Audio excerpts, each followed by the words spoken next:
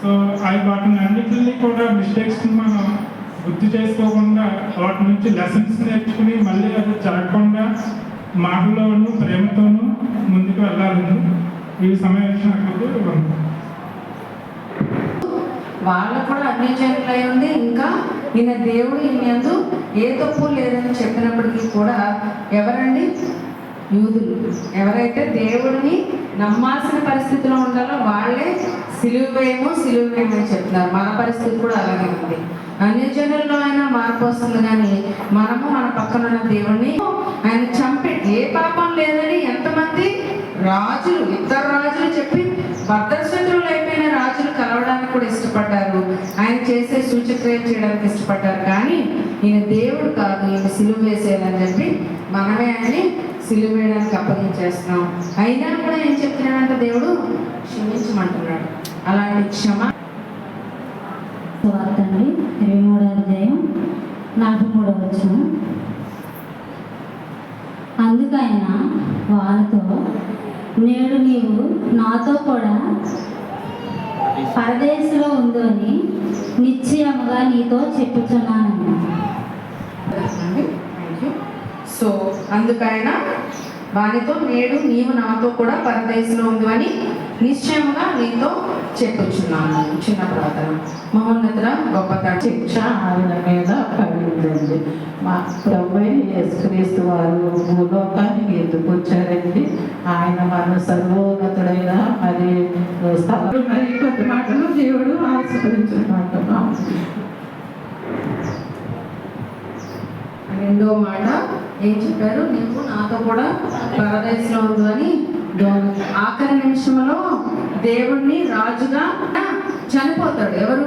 దొంగ కూడా చనిపోబోతున్నాడు. చనిపోయే ముందు కూడా రక్షణ భాగ్యాన్ని పొందుకోగలిగాడు. ఎందుకంటే ఆయన నమ్ముటే ఏంటంట నిత్యత్వానికి మనల్ని, ఆ విశ్వాసాన్ని దేవుడు మన మీదే వదిలేశాడు. మరి 3వ వచనం పాడండి.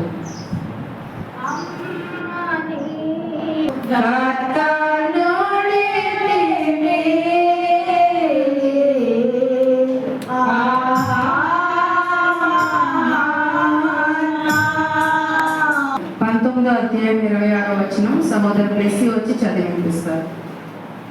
అలాగే మరి చిన్ని ప్రార్థన పండు కూడా సిద్ధపడాలి. మరి 3వ మాట చెప్పడానికి ప్రార్థన చేయగానే ఆయన వచ్చి వాక్యాన్ని మనకు వినిపిస్తారు. 19వ అధ్యాయము 26వ వచనం. రావాలి, ఇక్కడ రావాలి.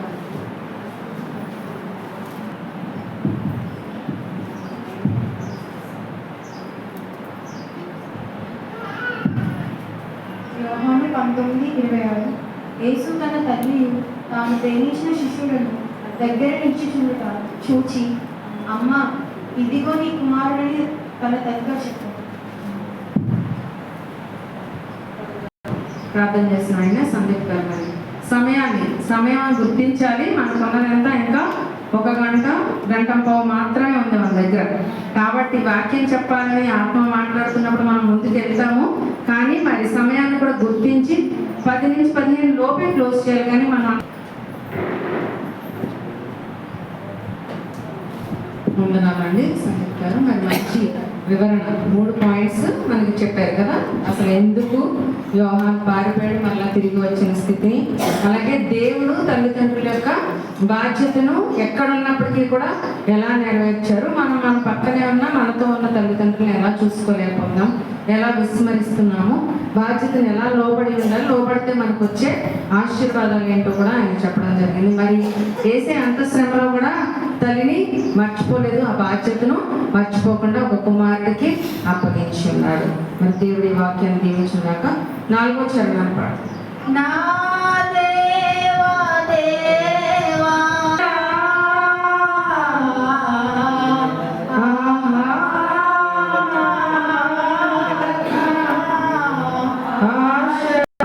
చదువుతారు.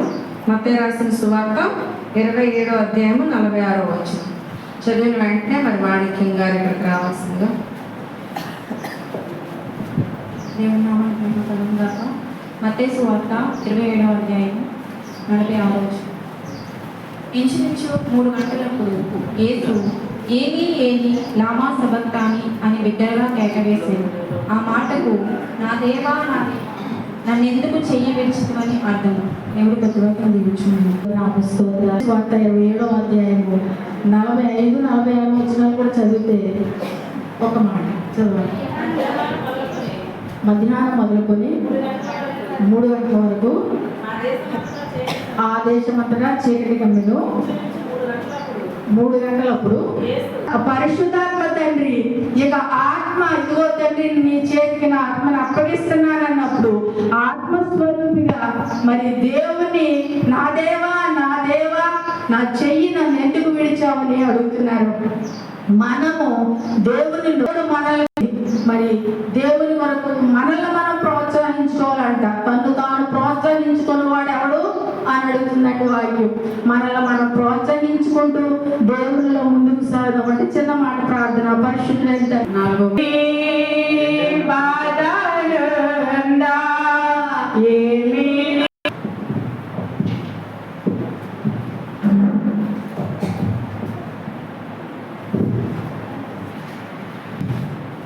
హంసవార్త 19:28 రోజు. అటు తర్వాత సమస్తము అప్పటికి సమాప్తమైనదని యేసు ఎరిగి లేఖనం నెరవేరినట్లు నేను దప్పికొనుచున్నాను.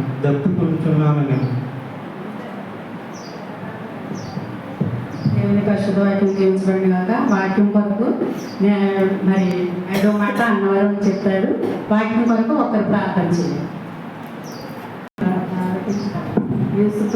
అది ఆత్మదాహం, మన మీద ఉన్నటువంటి ప్రేమది, మనలో ఉన్నటువంటి లోపాలను బట్టి ఆయనకి దాహం, మనలో ఉన్నటువంటి వేషాలను బట్టి ఆయనకి దాహం, మనం మాట్లాడుతున్న ప్రతి దోషమైన ప్రతి మాటకు కూడా ఆయన దాహం తప్పుకొని ఉన్నాడు.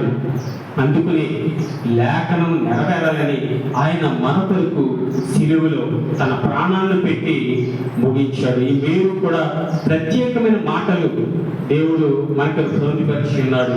కాబట్టి సమయం చాలా మించి ఉంది, ఉన్న సమయం చాలా ఉంది. కాబట్టి దేవుడు కొద్ది మాటలు దేవుడు దీవించి ఆశీర్వదించునుగాక. చిన్నమాట ప్రార్థన చేసుకున్నాం. తప్పుకుని చిన్నాను. అవును ప్రభు, మా పాప బాధ కొరకు ప్రభు మీరు తప్పుకుని ఉన్నారు. ప్రభు ఇదిగొంత నీ దినమందరూ సమాధానమైన సంగతులు తెలుసుకుంటే నీ జీవితానికి మేలని లేఖనం చెలవిస్తుంది. అటు రీతిగా మా ముందున్న కార్యక్రమం అంతా కూడా నీ మహిమకరంగా జరగడానికి కృప చూపించమని ఈ మాటలు నా తండ్రి ప్రభు నీరు గట్టి ఫలంప చేయమని యేసు పరిశుద్ధ శక్తి గల నామములో ప్రార్థనకి వేడుకుంటున్నాను మా తండ్రి. ఆమేన్.